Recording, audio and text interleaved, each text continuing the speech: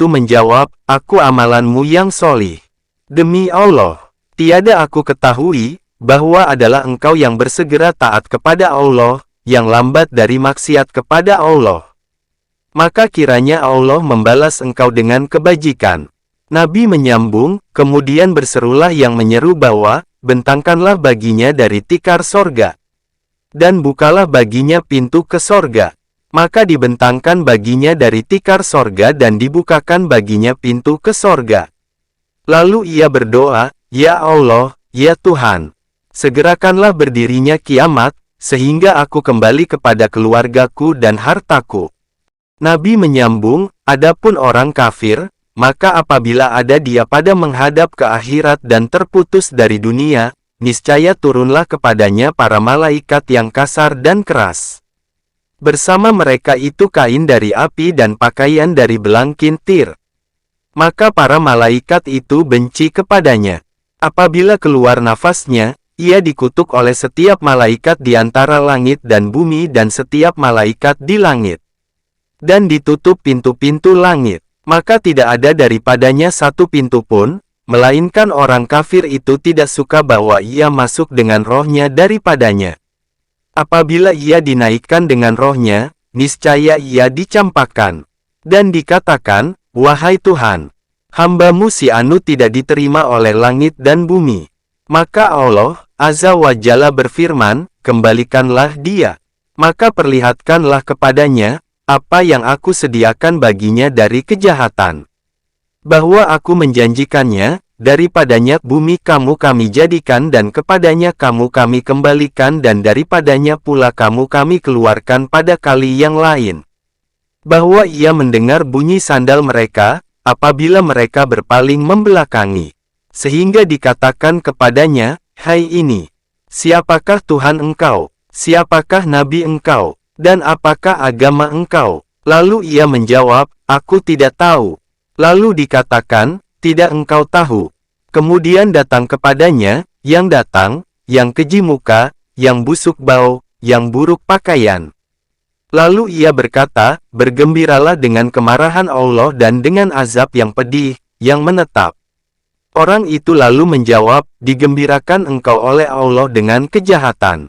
Siapakah engkau?' Lalu yang datang itu menjawab, 'Aku adalah amal engkau yang keji. Demi Allah, sesungguhnya engkau itu telah bersegera pada perbuatan maksiat kepada Allah dan lambat daripada ketaatan kepada Allah.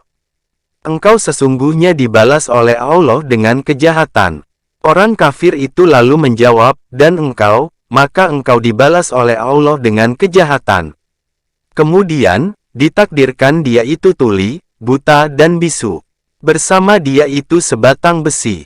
Jikalau berkumpul jin dan insan pada besi itu untuk dibawanya, niscaya mereka itu tidak sanggup. Jikalau dipukul dengan batang besi itu sebuah gunung, niscaya ia menjadi debu. Lalu ia memukul orang kafir itu dengan batang besi tersebut sekali pukul. Maka ia menjadi debu. Kemudian kembali padanya roh. Lalu ia memukulnya dengan batang besi itu antara dua matanya sekali pukul, yang didengar oleh yang di atas bumi, yang bukan jin dan insan. Nabi menyambung, kemudian, menyeru yang menyeru, bahwa bentangkanlah baginya dua papan dari neraka. Dan bukakanlah baginya pintu ke neraka. Maka dibentangkan baginya dua helai papan dari neraka dan dibukakan baginya pintu ke neraka. Muhammad bin Ali berkata, tiadalah dari mayit yang meninggal, melainkan membentuk baginya ketika mati, amalannya yang baik dan amalannya yang jahat. Maka ia mengangkat pandangannya kepada amalannya yang baik. Dan ia memicingkan matanya kepada amalannya yang jahat. Abu Hurairah berkata, Rasulullah bersabda, bahwa orang mukmin apabila mendekati mati, niscaya datang kepadanya malaikat dengan sepotong sutera, yang di dalamnya kesturi dan kumpulan bau-bauan. Lalu nyawanya ditarik, sebagaimana ditarik rambut dari tepung.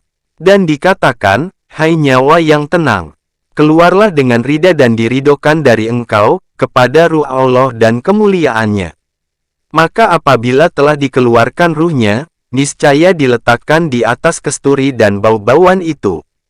dan dilipatkan ke atasnya sutera, dan dibawakan ke sorga tinggi.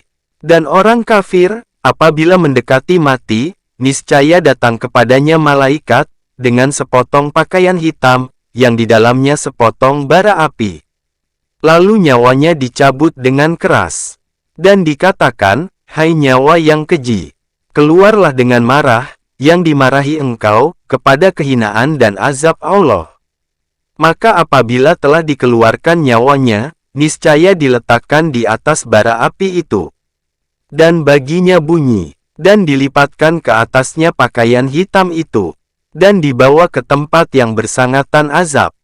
Dari Muhammad bin Ka'ab Al-Qaradi, bahwa ia membaca firman Allah Ta'ala, sehingga ketika kematian telah datang kepada seseorang di antara mereka, dia berkata, wahai Tuhanku, kembalikanlah aku hidup, supaya aku mengerjakan perbuatan baik yang telah aku tinggalkan itu. Surat 23 Al-Mu'minun ayat 99-100. Maka Allah bertanya, apa yang engkau kehendaki? Apa yang engkau inginkan? Adakah engkau ingin kembali itu untuk mengumpulkan harta, menanam tanaman, membangun bangunan dan mengorek sungai? Ia menjawab, tidak. Semoga aku mengerjakan perbuatan baik yang telah aku tinggalkan itu. Ka'ab berkata, lalu berfirman Allah yang Maha Perkasa, tidak, sekali-kali tidak. Sesungguhnya itu satu kalimat, dia mengatakannya. Surat 23 Al-Mu'minun ayat 100, sambungan yang tersebut di atas tadi. Artinya, yang dikatakannya ketika mati. Abu Hurairah berkata, Nabi bersabda, orang mukmin dalam kuburnya itu dalam taman yang hijau. Dan dilapangkan baginya dalam kuburnya 70 hasta. Ia bersinar, sehingga adalah ia seperti bulan pada malam purnama raya. Adakah engkau ketahui, pada apa diturunkan ayat, maka sesungguhnya baginya kehidupan yang sulit. Surat 20 Taha ayat 124.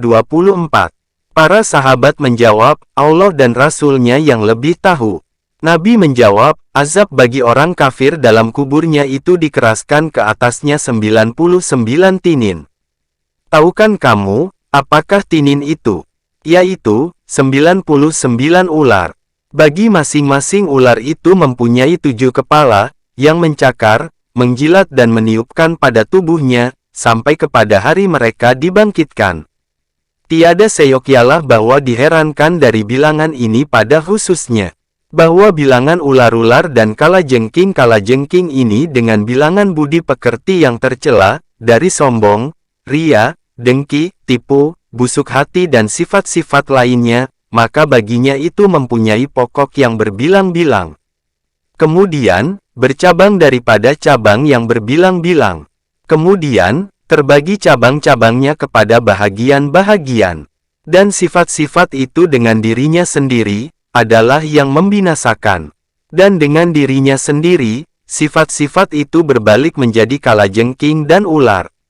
Maka yang kuat daripadanya itu menyakiti sebagaimana ular itu menyakiti. Dan yang lemah itu menyakiti, sebagaimana kalajengking itu menyakiti. Dan yang diantara keduanya itu menyakiti, sebagaimana ular biasa itu menyakiti. Orang-orang yang mempunyai hati dan mata hati itu menyaksikan dengan nur mata hati akan pembinasa-pembinasa ini dan percabangan cabang-cabangnya.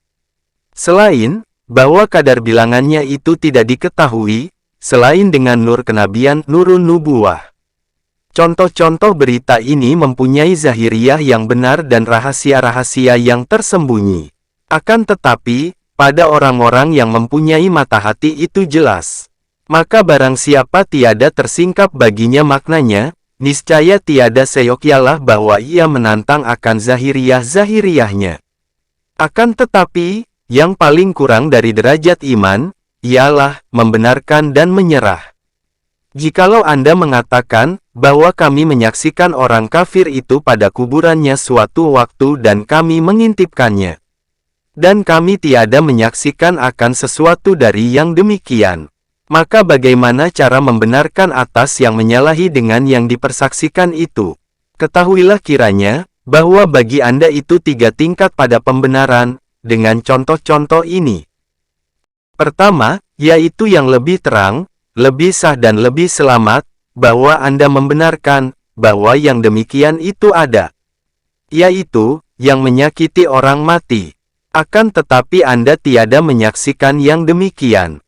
Maka bahwa mata ini tidak patut bagi menyaksikan keadaan-keadaan alam malakut. Dan setiap yang menyangkut dengan akhirat, maka itu dari alam malakut. Apakah tidak Anda melihat para sahabat, bagaimana mereka itu beriman dengan turunnya malaikat Jibril dan tidaklah mereka itu menyaksikannya? Mereka beriman percaya bahwa Nabi menyaksikannya. Jikalau Anda tidak beriman dengan ini, maka mensahkan pokok keimanan dengan malaikat dan wahyu itu lebih penting atas Anda.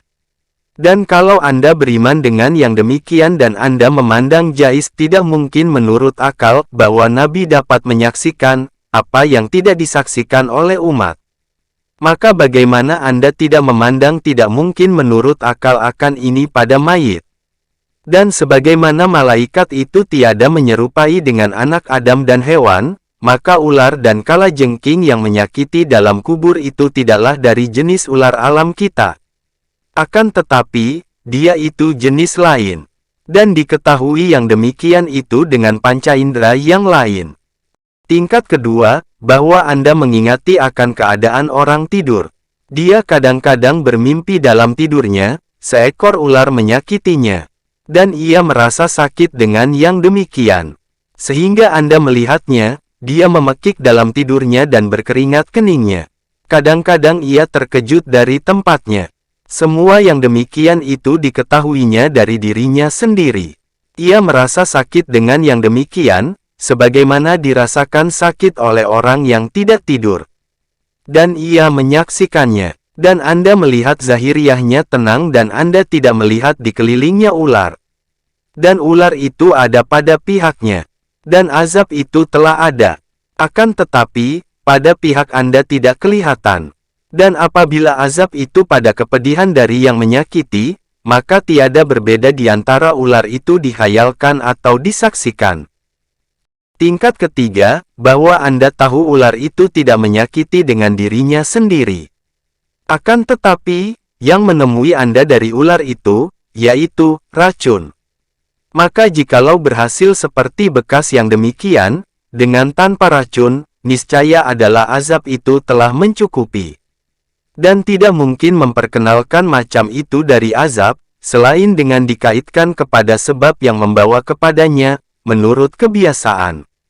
Bahwa jikalau dijadikan pada insan kelezatan bersetubuh umpamanya dengan tidak langsung bentuk bersetubuh, niscaya tidak mungkin memperkenalkannya, selain dengan dikaitkan kepada bersetubuh.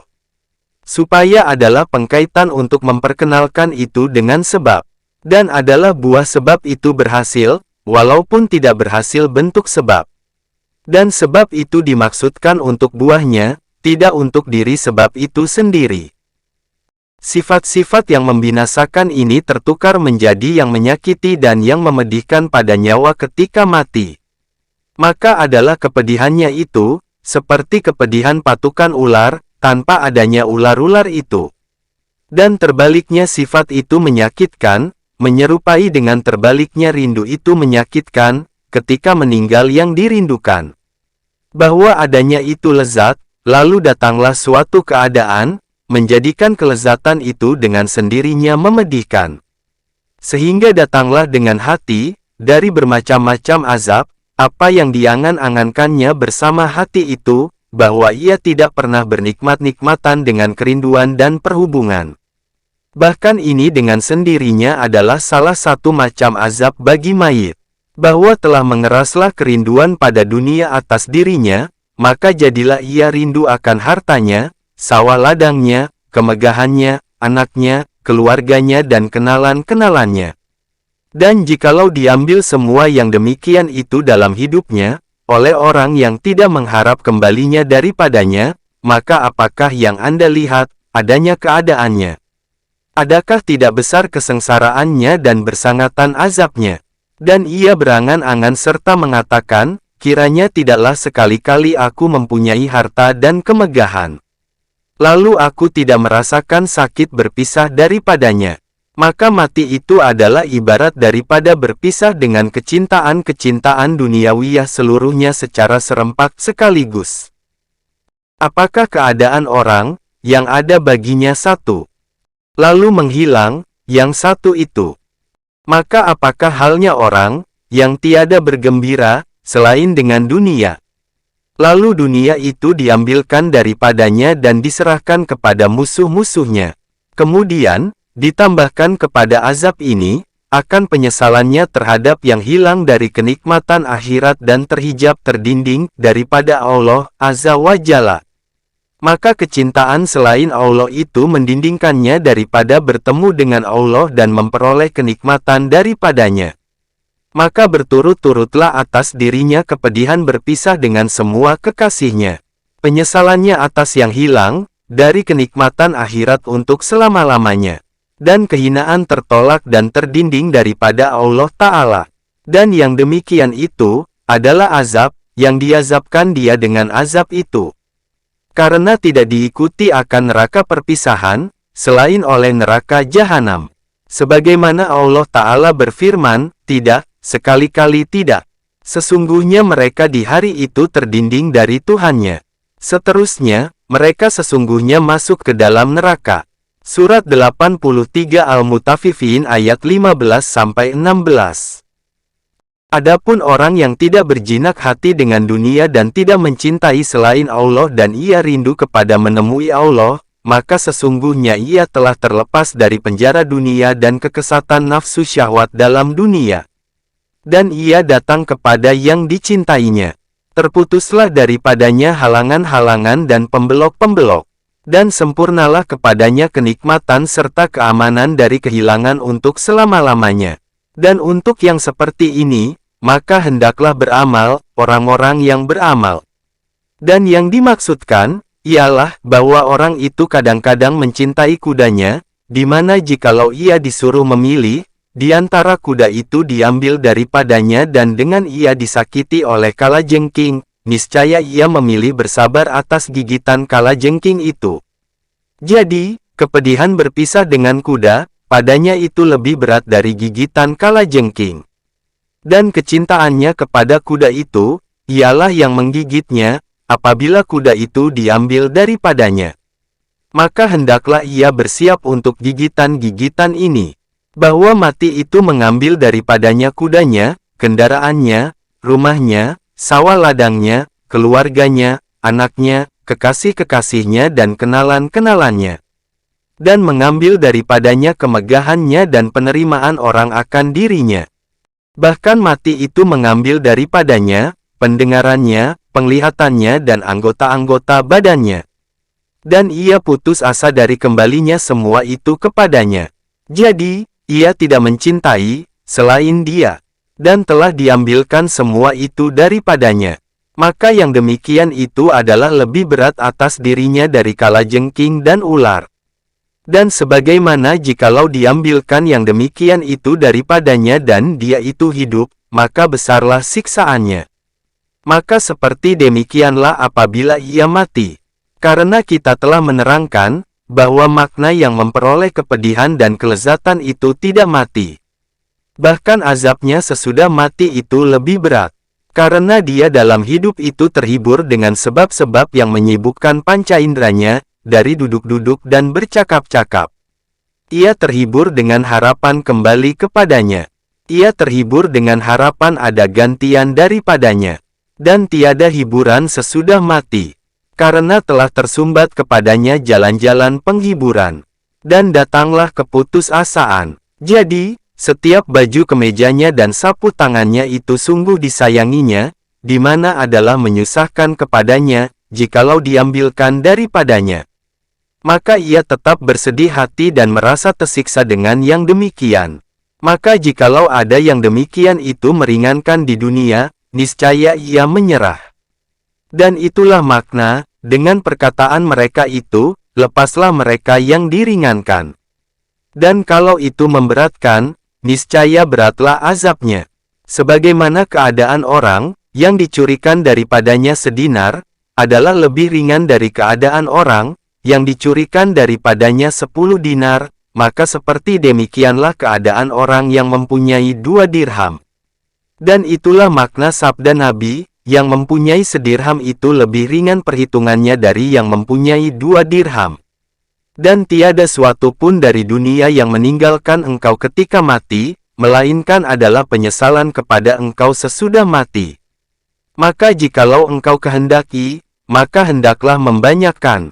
Dan jikalau engkau kehendaki, maka hendaklah engkau menyedikitkan.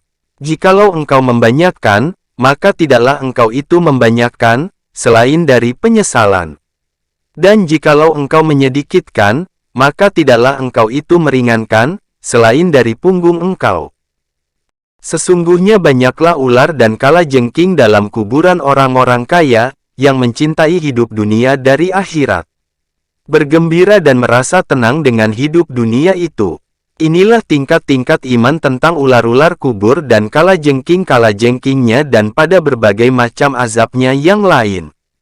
Abu Sa'id Al-Khudri memimpikannya anaknya yang telah meninggal. Lalu ia berkata kepadanya, "Hai anakku, berilah aku pengajaran." Anaknya itu menjawab, "Janganlah engkau menyalahi Allah Ta'ala, pada yang dikehendakinya." Abu Sa'id Al-Khudri berkata lagi, "Hai anakku, tambahkanlah bagiku." Anaknya itu menjawab, "Hai ayahku, engkau tidak sanggup." Ayahnya menjawab, "Katakanlah." Anaknya itu menjawab, "Jangan engkau jadikan di antara engkau dan Allah itu baju kemeja." Maka Abu Sa'id Al-Khudri tidak memakai baju kemeja, selama 30 tahun. Kalau Anda bertanya, maka manakah yang benar dari tingkat-tingkat yang 3 ini? Ketahuilah kiranya, bahwa dalam kalangan manusia itu ada orang yang tidak mengiyakan, selain yang pertama, dan mengingkari apa yang sesudahnya. Di antara mereka itu ada orang yang mengingkari yang pertama dan mengiyakan yang kedua. Dan di antara mereka itu ada orang yang tidak mengiyakan, selain yang ketiga. Bahwa yang benar, yang tersingkap bagi kami dengan jalan penglihatan mata hati, ialah bahwa setiap yang demikian itu pada segi kemungkinan. Dan orang yang mengingkari sebahagian yang demikian itu, maka itu adalah karena picik perutnya dan bodohnya dengan keluasan kudrah kuasa Allah Ta'ala dan keajaiban-keajaiban pengaturannya. Maka ia mengingkari dari perbuatan Allah Ta'ala, apa yang tidak menjinakkan hatinya dan menyukainya. Dan yang demikian itu kebodohan dan keteledoran. Bahkan jalan-jalan yang 3 ini pada penyiksaan itu mungkin. Dan pembenarannya itu wajib. Banyaklah hamba yang disiksakan dengan suatu macam dari macam-macam ini. Dan banyaklah hamba yang dikumpulkan ke atasnya macam-macam yang 3 ini. Kita berlindung dengan Allah dari azabnya, yang sedikit dan yang banyak daripadanya. Inilah yang benar, maka benarkanlah dia secara taklid ikut-ikutan. Maka sukarlah di atas permukaan bumi, orang yang mengenal yang demikian itu dengan dalil yang meyakinkan. Dan yang aku wasiatkan engkau, ialah, bahwa engkau tidak membanyakkan pandangan engkau pada penguraian yang demikian. Dan engkau tidak menyibukkan diri dengan mengenalinya. Akan tetapi, berbuatlah dengan mengatur pada penolakan azab, bagaimanapun adanya. Maka jikalau engkau menyia-nyiakan amal dan ibadah dan engkau menyibukkan diri akan pembahasan dari yang demikian, niscaya adalah engkau seperti orang yang diambil oleh penguasa sultan dan ditahannya, untuk dipotong tangannya dan dihilangkan batang hidungnya. Maka orang itu berpikir sepanjang malam, adakah memotongnya itu dengan pisau atau dengan pedang atau dengan pisau cukur. Dan ia menyia-nyiakan jalan upaya, pada menolakkan pokok azab dari dirinya. Dan ini adalah penghabisan bodoh. Sesungguhnya telah diketahui dengan yakin, bahwa hamba itu tidak akan terlepas sesudah mati, dari azab yang berat atau nikmat yang berketetapan. Maka seyogialah bahwa ada persediaan baginya. Adapun pembahasan dari penguraian siksaan dan pahala, maka itu perbuatan yang tidak perlu dan menyia-nyiakan waktu. Penjelasan, pertanyaan munkar dan nakir, bentuknya, tekanan kubur dan sisa perkataan tentang azab kubur. Abu Hurairah berkata, Nabi bersabda, apabila hamba itu meninggal, niscaya datang kepadanya dua malaikat, yang hitam kelabu. Dinamakan bagi salah seorang dari keduanya itu, Munkar. Dan bagi yang seorang lagi, Nakir. Keduanya mengatakan kepada hamba yang meninggal itu, apakah yang engkau katakan tentang Nabi? Kalau hamba itu orang mukmin, niscaya ia menjawab, Nabi itu hamba Allah dan Rasul-Nya. Aku naik saksi, bahwa tiada Tuhan yang disembah, selain Allah. Dan bahwa Muhammad itu utusan Allah. Kedua malaikat itu berkata, jikalau adalah kami itu tahu bahwa engkau mengatakan yang demikian. Kemudian, dilapangkan bagi hamba itu dalam kuburnya 70 hasta pada 70 hasta. Dan disinarkan baginya dalam kuburnya. Kemudian, dikatakan baginya, tidurlah. Lalu hamba itu menjawab, biarkanlah aku, untuk aku kembali kepada keluargaku. Lalu aku kabarkan kepada mereka. Maka dikatakan kepadanya, tidurlah. Ia lalu tidur seperti tidurnya pengantin, yang tidak dibangunkan, selain oleh keluarganya yang lebih mencintainya. Sehingga ia dibangkitkan oleh Allah dari tempat tidurnya itu. Jikalau hamba itu orang munafik, niscaya ia menjawab, aku tidak tahu. Aku mendengar manusia mengatakan sesuatu, dan aku lalu mengatakannya.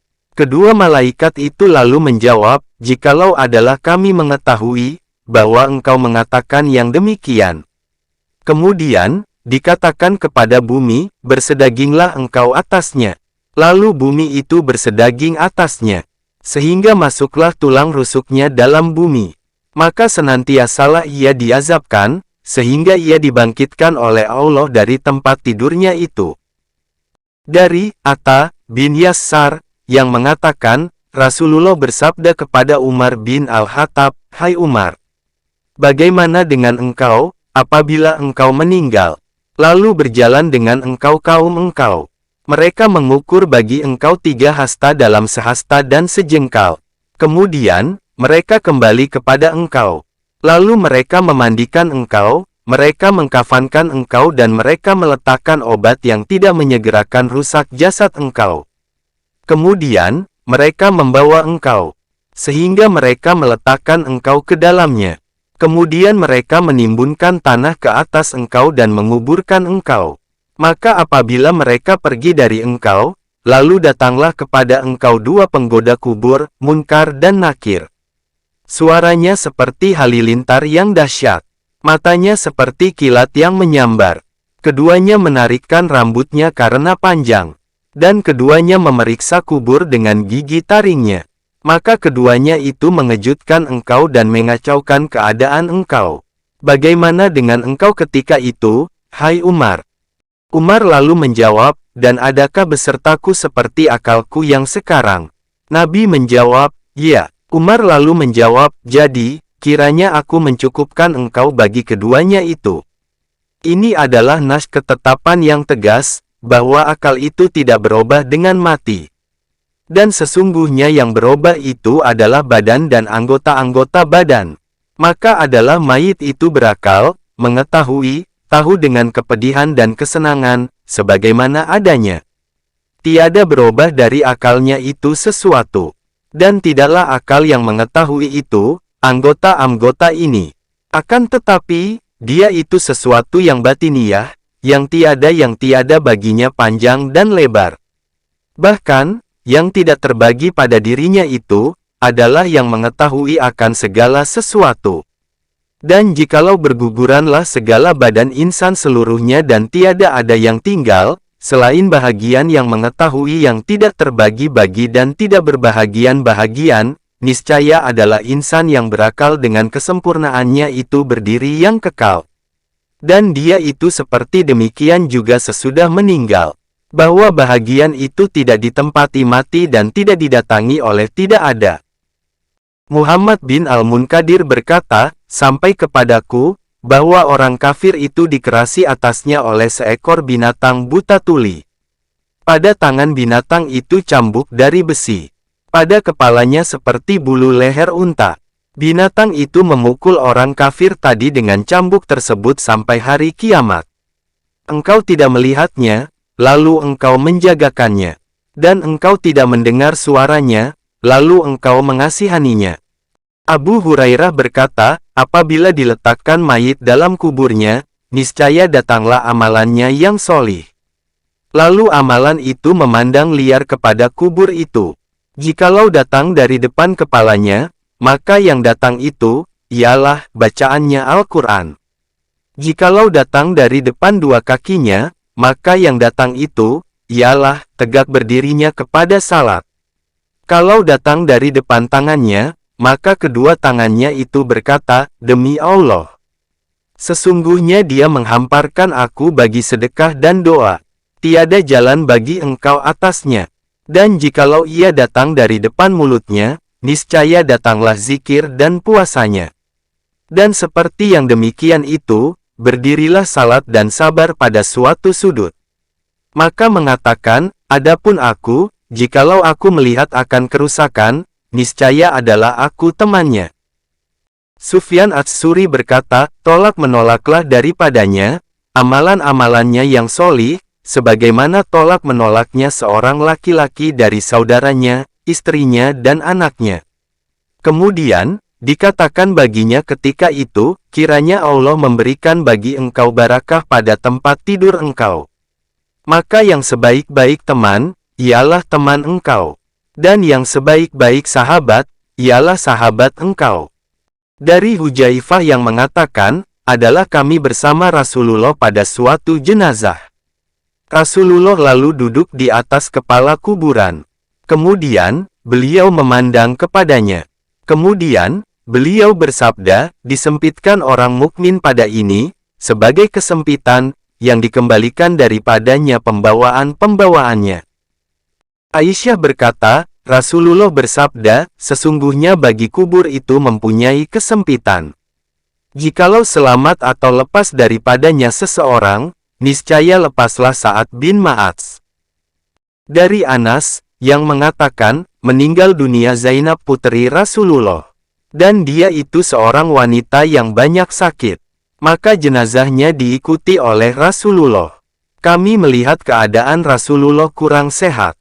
Tatkala kami telah sampai di kuburan, beliau terus masuk. Wajahnya berkilat dengan warna kuning. Maka tatkala beliau keluar, lalu cemerlanglah wajahnya. Maka kami bertanya, wahai Rasulullah, kami melihat dari engkau suatu keadaan. Maka dari apa yang demikian? Beliau menjawab, aku teringat akan kesempitan anakku dan kesukaran azab kubur. Maka aku datang, lalu dikabarkan kepadaku, bahwa Allah telah meringankan daripadanya. Dia telah disempitkan dengan kesempitan, yang didengar suaranya, oleh apa yang diantara timur dan barat. Bab ke-8, tentang yang diketahui dari hal keadaan orang mati dengan mukasyafah tersingkapkan dalam tidur. Ketahuilah kiranya, bahwa nur mata hati yang diperoleh faedahnya dari kitab Allah Ta'ala, dari sunnah Rasulullah dan dari jalan-jalan ibarat itu, memperkenalkan kepada kita akan hal keadaan orang mati, secara umum global. Dan terbaginya mereka kepada orang-orang yang berbahagia dan orang-orang yang sengsara. Akan tetapi, keadaan si Zaid dan Amr dengan dirinya itu sendiri, tidaklah sekali-kali tersingkap. Bahwa kita jikalau kita berpegang kepada iman si Zaid dan Amr, maka kita tidak mengetahui, atas apa ia mati dan bagaimana kesudahannya, khatimahnya. Dan kalau kita berpegang kepada kebaikannya yang zahiriyah, maka takwa itu, tempatnya adalah hati. Dan itu tidak jelas, yang tersembunyi kepada yang mempunyai takwa itu sendiri. Maka bagaimana pula kepada orang lain? Maka tiadalah hukum bagi zahiriyah yang baik, tentang tidaknya takwa yang batiniyah. Allah Ta'ala berfirman, sesungguhnya Allah menerima dari orang-orang yang takwa. Surat 5 Al-Ma'idah ayat 27. Maka tidak mungkin mengetahui hukuman si Zaid dan Amr, selain dengan menyaksikannya dan menyaksikan apa yang berlaku atasnya. Dan apabila ia meninggal, maka ia berpaling dari alam al-mulki wasi syahadah, alam yang bisa disaksikan oleh mata, kepada alam al-ghaibi wal malakut, alam yang tak bisa disaksikan oleh mata. maka tidak dilihat dengan mata zahiriyah. Hanya ia dilihat dengan mata yang lain. Mata itu diciptakan pada hati setiap insan. Akan tetapi, insan itu dijadikan padanya tutup yang tebal, dari nafsu syahwatnya dan kesibukan-kesibukan duniawiyahnya. Lalu ia tidak melihatnya, dan tidak tergambar bahwa dapat dilihat dengan mata itu, akan sesuatu dari alam al-malakut, selama tidak tersingkap tutup itu dari diri hatinya. Tatkala adalah tutup itu tersingkap dari diri nabi-nabi, maka tidak ragu lagi, bahwa mereka melihat kepada alam al-malakut. Mereka itu menyaksikan akan keajaiban-keajaibannya dan orang-orang yang mati dalam alam al-malakut. Lalu mereka menyaksikannya dan mengabarkannya. Karena itulah, Rasulullah melihat kesempitan kubur bagi Sa'ad bin Mu'adz dan bagi Zainab puterinya. Dan seperti demikian juga keadaan Abi Jabir, tatkala ia syahid. Karena Nabi menerangkannya, bahwa Allah telah mendudukkannya di hadapannya, yang tiada tirai di antara keduanya. Seumpama penyaksian ini tiada harapan bagi selain nabi-nabi dan wali-wali, yang dekatlah derajat mereka daripadanya. Hanya yang mungkin dari orang-orang yang seperti kita ini, ialah penyaksian musyahadah yang lain, yang lemah. Hanya itu juga adalah musyahadah kenabian, yakni musyahadah dalam tidur, yaitu dari nur nubuwah cahaya kenabian. Rasulullah bersabda, mimpi yang baik itu sebahagian dari 46 bahagian dari kenabian. Itu juga adalah kesingkapan yang tidak diperoleh, selain dengan tersingkapnya tutup dari hati. Maka bagi yang demikian itu, tidak dipercayai selain dengan mimpi orang solih, yang benar. Siapa yang banyak dustanya, niscaya tidak dibenarkan mimpinya. Siapa yang banyak kerusakannya dan perbuatan maksiatnya, niscaya ia menggelapkan hatinya. Maka adalah yang dimimpikannya itu igau-igauan saja. Karena itulah, Rasulullah menyuruh bersuci berwudu ketika akan tidur. Supaya tidur dalam keadaan suci. Dan itu adalah isyarat kepada kesucian batin juga. Maka itulah pokok. Dan kesucian zahiriyah itu adalah dalam kedudukan kesempurnaan dan kelengkapan baginya. Manakala batinnya bersih, niscaya tersingkaplah dalam biji mata hati, apa yang akan ada pada masa mendatang. Sebagaimana tersingkapnya masuk Makkah bagi Rasulullah dalam tidur. Sehingga turunlah firman Allah Ta'ala, sesungguhnya Allah membuktikan kepada Rasulnya kebenaran mimpi. Surat 48 Al-Fat ayat 27. Sedikitlah manusia yang terlepas dari mimpi-mimpi, yang menunjukkan kepada keadaan-keadaan. Lalu memperolehnya itu benar. Mimpi dan mengetahui yang gaib dalam tidur itu adalah dari keajaiban-keajaiban ciptaan Allah Ta'ala dan keelokan-keelokan fitrah manusia. Dan itu adalah sebahagian dari dalil-dalil yang lebih nyata kepada alam al-malakut. Dan manusia itu lalai daripadanya, seperti lalainya mereka dari keajaiban-keajaiban hati yang lain dan keajaiban-keajaiban alam. Pembicaraan tentang hakikat makna mimpi itu adalah sebahagian dari ilmu diminta untuk mengetahuinya saja yang halus-halus. Maka tidak mungkin menyebutkannya, sebagai tambahan atas ilmu muamalah, artinya ilmu yang diminta untuk mengetahuinya lalu diamalkan. Akan tetapi, kadar yang mungkin disebutkan di sini, ialah contoh yang memahamkan kepada Anda maksudnya. Yaitu, bahwa Anda ketahui, bahwa hati itu, contohnya adalah seperti kaca, yang menampak padanya rupa dan hakikat makna sesuatu.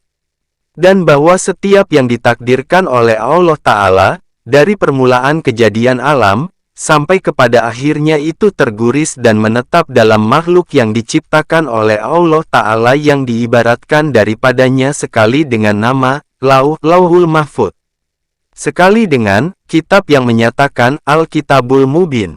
Dan sekali dengan, imam yang menyatakan Imam Mubin. Sebagaimana tersebut dalam Al-Quran, maka semua yang berlaku dalam alam dan